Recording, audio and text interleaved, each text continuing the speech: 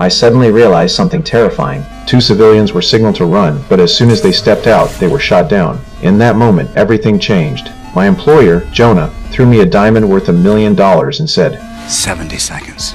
That's when I understood. Jonah had tricked me into the Myanmar border, turning me into prey for the rich hunters. They were clearly serious about it, and now I had no way out. The only choice was to run into the dense forest. At the set time, the rich excitedly set off. But little did they know, the rules of this hunt were about to change. I used to be a famous mixed martial artist, but now I was trapped in a crisis. Soon, I found a body by a small river, the victim of the previous round of hunting. Seeing this, I didn't panic. Instead, I calmly walked to the river to scoop some water. Just then, a gunshot shattered the silence.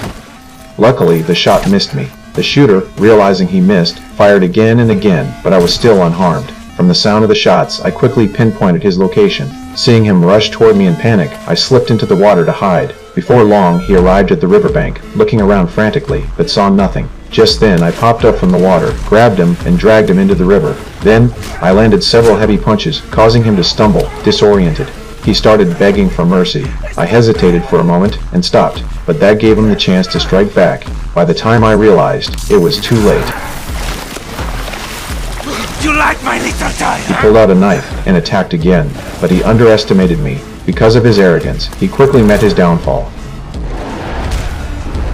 One blow sent his head crashing into a rock. It looked like there was no chance of survival. After finishing everything, I quietly left the scene. Not long after, Jonah arrived with his men, shocked to find the rich hunter dead. This was the first time a hunter had been killed in their hunting game, but these killers didn't retreat. Instead, their interest was further piqued. As for me, I was already far away. At that moment, I began to regret agreeing to Jonah's invitation. I used to be a professional fighter, but in one key match, I accidentally killed my best friend. Although I won the match, that incident left a wound in my heart that would never heal. So, I chose to quit my career, becoming melancholy. But to make a living, I occasionally participated in underground fights. One day, I was invited to a competition, and with my years of experience and skill, I easily won.